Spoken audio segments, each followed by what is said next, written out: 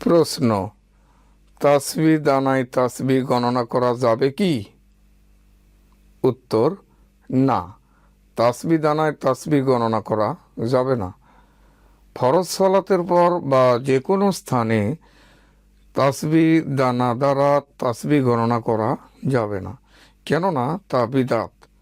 আব্দুল্লাহ ইবনে মাসউদ রাদিয়াল্লাহু তাআলা আনহু মসজিদে হালকা করে বসে কাঁকড় দ্বারা তাসবিহ পাঠকারীদের লক্ষ্য করে বলছিলেন, তোমরা কত দ্রুত ধ্বংসের দিকে এগিয়ে গেছ, অথচ এখনো তোমাদের মাঝে তোমাদের নবীর অসংখ্য সাহাবী জীবিত আছে।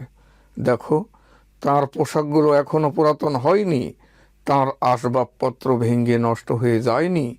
আল্লাহর কসম করে বলছি, তোমরা কি মুহাম্মাদের দিনের সে ভালো দিনের উপর আসো, নাকি তোমরা গোমরাহির দরজা খুলছ? হাদিসটি এসেছে মুসনাদে দারমি 210 নম্বর হাদিস, আল মুসনাদুল জামি হাদিস নাম্বার 9433। অত্র আসার থেকে প্রমাণিত হয় যে তাসবিহ দানায় তাসবিহ গণনা করা বিদআত।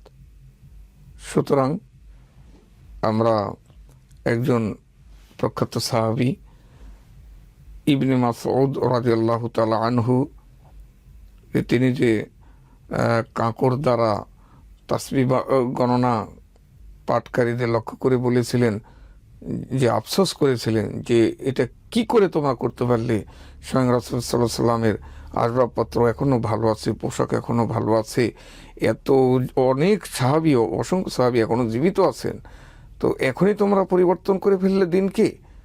তো আসুন আমরা তাসবিহ দানার পরিবর্তে আমরা বরং হাতের আঙ্গুলে তাসবিহ গণনা করি। আমরা সেই হাদিসের কাছে আত্মসমর্পণ করি। আল্লাহ আমাদেরকে সঠিক বুঝ দান করুন, আমিন।